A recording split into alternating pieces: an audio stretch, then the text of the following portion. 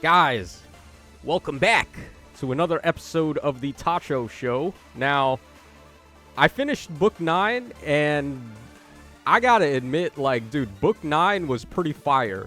From start to finish, there was no down points where I was like, man, this book is kind of dragging on a little bit. I wish they would wrap this up quickly.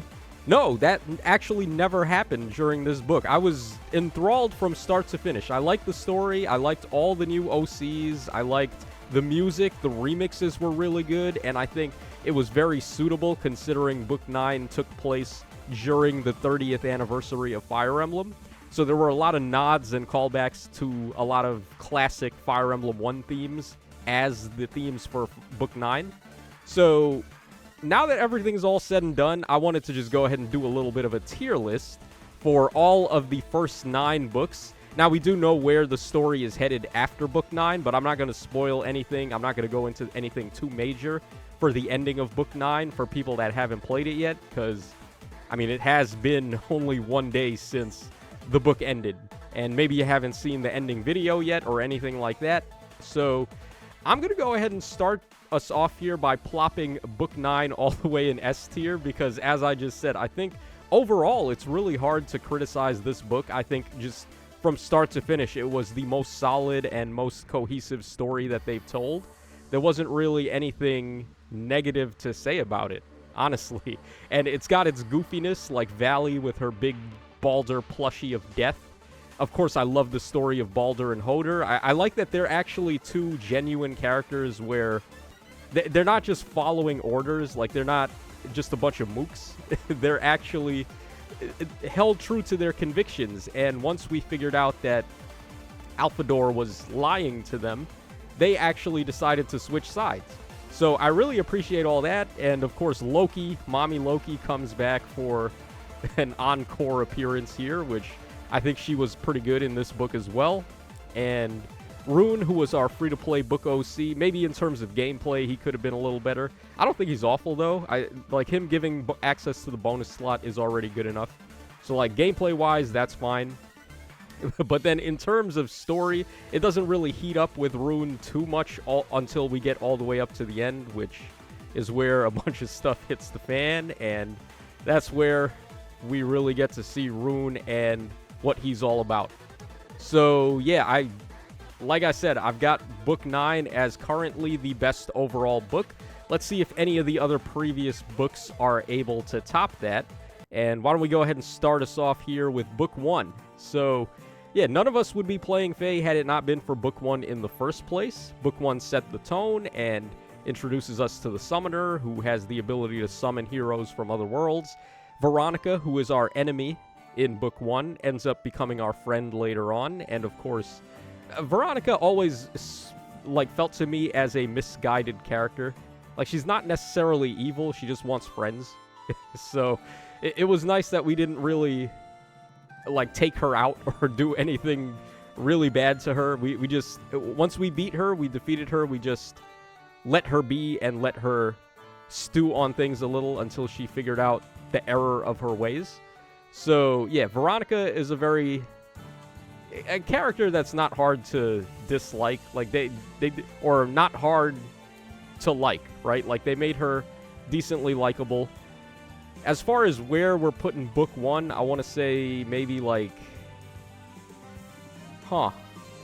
probably around B tier, because nothing really crazy happens. It just starts off with the summoners summoning heroes, and the story is mainly just about the heroes that we summon at this point in time.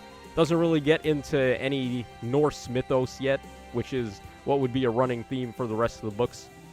Okay, then we have Book 2, and I gotta say, Fiorm has got to be my most hated character out of all of the OCs. I just really don't like the way they shoehorn her into everything. I don't like the way that Fiorm is in every Forging Bonds. Like, you might as well call it Fiorm Bonds at that point. And out of all of the Niffle siblings, Fiorm, Gunthra, Yilger, and Harid, Fiorm is by far my least favorite out of all 4. I would say Gunthra is number 1, followed probably by Harid, who's literally just an icy version of Ike. And then Yilger would probably be ahead of Fiorm as well, because I did like Yilger's story with Helbindi, how, like, he was trying to help her out. And then finally Fiorm, who I just don't like. So, what are we doing with Book 2, man? Yeah, and then Surtur being the big bad guy. Surtur felt really insurmountable as a villain, mainly because every time we fight him, he has that sacred seal that makes him invincible. All the way up until the end, and then we finally beat him, and it feels really anticlimactic. Levitain and Lakejarn, I didn't like how Lakejarn was killed for no reason at all. Like, what did they have against Big Sisters in Book 2? Why did Gunthra and Lakejarn have to die? Like, those are my two favorite OCs from this book. So, yeah, that kind of rubbed me the wrong way. And Surtur is really just a irredeemable villain. Like, he's just a big bad guy, and that's his whole story. He has nothing else going for him. He doesn't really have motivations. He doesn't really have, like, any goals or plans. He's just here to destroy everything, and that's basically it. He's just a comic book villain personified. So, yeah, like a very basic story, very basic groundwork, and the main character of this book is someone who I don't really like too much. So, I'm going to put it in C. I don't think anything's going to go in D tier. I didn't dislike any of the books that bad that I'm going to have anything in D tier, I don't think. But Book 2 is definitely on the lower end of the spectrum for me. Okay, let's go ahead and move on to Book 3. Ooh, yeah, so I think a lot of people have a lot of fond memories of Book 3, because Book 3 is kind of like the Attitude Era of Fae, where we had the hard rock music for all of the themes, and it's got these really hardcore vocals. So very metal, very heavy metal. And what else is there to really say about Book 3? Air was our, like, main guiding character through this book. I didn't really feel one way or the other about Air.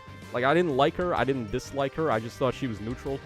She makes a lot of neutral expressions as well, so her being a neutral character, I guess, kind of fits. But, of course, the big thing happens in Book 3 where Sharena gets killed, and then Alphonse loses his mind, and he goes dark. So he turns into Lif, and then he ends up getting a thing with Thrasir, who is Veronica, who's also fallen. I do like the Jello mold concept for the characters, like the dead characters in this book, where characters like Hel, Veronica, and Lif are all, they're like undead, but instead of showing that in like a zombie way, they just turn them into Jello for some reason. Pretty funny stuff. But what are we doing with Book 3? Let's see here. Probably A tier, I want to say overall. Yeah, because, like, a lot of people probably remember Book 3 as being, like, one of the bigger points overall of Fae, like, when Fae was doing really good. And I think that kind of bleeds over to the actual story as well. And, yeah, not really much else to say. The concept of death is pretty cool. Hel as a final boss, maybe she's a little better than Surtur, but I feel like her trying to redeem herself all the way at the end felt a little bit unwarranted, where Air refused to be mean to Hel right at the end, just because Hel adopted her and made her like adoptive daughter, and Hel didn't, like, right at the end, Hel decided, okay, I'm gonna be nice to Air this one final time, as opposed to all this other times. I kidnapped Air, I was mean to her, but now, right when I'm about to die, I think now I'm gonna be nice. Like, that just doesn't work for me. I feel like Air and Hel, they weren't able to patch things up. So, yeah, the ending kind of fell flat for me, but leading up to the ending, I thought everything was pretty good. Alright, next up we have Book 4, so the Fairy book. Yeah, now Book 4, I'm kind of conflicted on personally, because obviously Book 4 has my favorite OC in all of Fae, which is Freya. Mommy Freya, Goat Mom, very lovable. Probably the most loving and caring character in the whole, like, all of Fire Emblem OCdom, because all Freya ever did was adopt a bunch of fairies and then take them in and take care of them and be nice to them. Like, that's the key point. She was nice to them. Unlike Air and Hel, who Hel adopts Air and she's mean to her. Like, come on, that's not how you adopt kids. So, yeah, Freya was great. her reasons for being evil aren't even that bad. It's just like, oh, my big brother doesn't like me. Time to destroy the world now, right? Maybe a little bit of an overreaction there, but very over-the-top anime siscon stuff there. So you can't really be too mad about it. Freya's design is wonderful. So I've spent a lot of time here talking about Freya and why I like her. Also, King Freyr, too. He's pretty awesome as well. Like, both of the goats, or not just the ones from Book 4, but all of the goats, even the ones that we're going to talk about later. I just like them. They're really cool. Like, the goat characters in Fae are just very good. So I've got no complaints there. It's the fairies that kind of rub me the wrong way a little bit. I'm not really a fan of Triandra or Plumeria or Peony. Mirabilis is the only fairy that I'm kind of okay with, and she doesn't really do much in the story other than take naps. So, yeah, kind of hard to really pin all of our hopes and dreams on one fairy when she's the fairy that doesn't do anything. So, yeah, that's my take on all that. The music being fanciful and whimsical and all that, I didn't really like the music too much in Book 4. I did kind of like the story, though, of Sharena and Peony, though. Like, that little plot twist where they had, is it Sharena or is it Peony? Who is it? Like, did we get the right character here? I don't know. Like, that they kind of left up in the air, and it's up for interpretation, but I thought it was a cute little plot twist there, because I was hoping Sharena would finally get to do more in this book. They kind of, like, build Sharena as being the main character of this book, because she's on the front page, and she's, like, holding hands with Peony or something, if I remember the book artwork for this one. So, yeah, they did kind of make it seem like Sharena was going to get to do more, and she really didn't.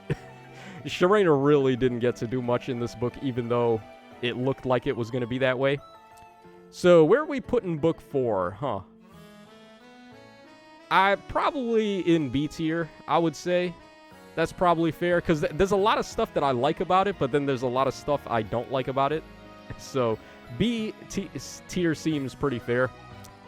Okay, next up we got Book 5. Now, Book 5 is where I remember the power creep just getting cranked up to 11. Like, this was the book that really set the tone for the future of the game and the future of the metas and all that, because we got Kanto in this book, and we also got Pathfinder. Two very broken abilities. Maybe not Pathfinder so much right now, but Kanto is still, like, I feel like Kanto is still the single strongest effect in the game. Because you take out Kanto Control, which they've gone ahead and done, essentially, with Legendary Sakura, and it just reminds you why Kanto is so broken. Just being able to hit and run is the cheesiest thing in the world. So, yeah, Book 5 has that connotation for me, where it kind of ruined balance and all that. But as far as the story goes, I do like Regan. Regan is one of my favorite of the free-to-play characters that we got from the books. Ash probably being the second best. But, yeah, Regan is cool. Her story is that she just wants to become the queen of Nidavellir. And in order to do that, she has to save her fallen brothers, so Fafnir and Otter, who have gone evil and they've lost their minds. But to be fair, though, like, Fafnir losing his mind is kind of warranted, considering his circumstances, like what happened to him. I believe Atri was the one pulling the strings the whole time. She's the one that took Fafnir from his original world, brought him to Nidavellir, and forced him to be the king, while she's, like, behind the shadows, like, doing all her evil nonsense. And the two of them competing to see who had the funniest meme face was pretty memorable. Like, between Fafnir and Atri, they have enough meme faces to fill a compendium. So, yeah, like, that was really cool. That was very funny. Especially the end book story for Book 5, where Atri is literally just talking to us and going crazier and more evil by the second. So, yeah, that's all that stuff was in Book 5. Also, we have the Giants. We had, what was their realm called again? Jotunheim, I believe. Jotunheim, where we had the Giants. And, of course, we had two prominent Giants in this book. We had Dagger and we had Note. I like both of them, actually. And I still don't understand why Note had to die. Like, what was the reasoning behind that? What do they have against big sisters, man? Like, why is it always got to be the big sister that dies? But I don't know, man. It is what it is. Book 5 was pretty cool. The gear theme, though, was also something I didn't like, though. I like gears and mechs and machinery and guns and stuff in my Fire Emblem. I'm not really ready to be having that right now. So, yeah, I still like my medieval time Fire Emblem with swords and lances and bumping iron as opposed to firing rockets at the enemy. So, yeah, kind of hit or miss for me with Book 5, but it was pretty funny. And it does have Regan, who I like.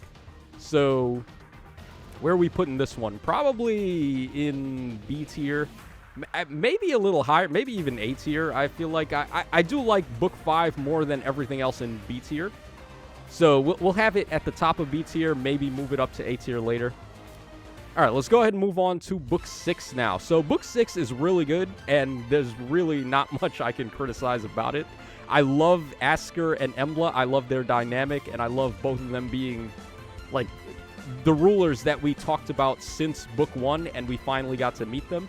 So that was cool, and then their transformations didn't disappoint either. Embla turning into a bat, and then Asker turning into a big bull, I thought was very cool, and much better than had they just been regular old dragons like was spoken about in Book 1.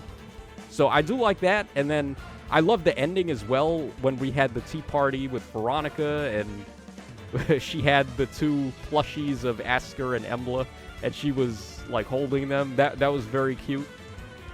The music in Book 6 is fantastic, and Book 6 also has my favorite of the April Fool's videos, where Ash is killing it on the keyboards, Veronica's killing it on the violin, and then here we come, Kieran, with the electric triangle, just going crazy on the triangle solo. So, yeah, I mean, Book 6, a lot of stuff to like about it. Also, the heavy theme of the music with violins was really good for Book 6. I love violins. It's my favorite instrument. Well, I mean, either that or saxophone. So, like, having that be the main instrument used for all of the themes in Book 6 was very good.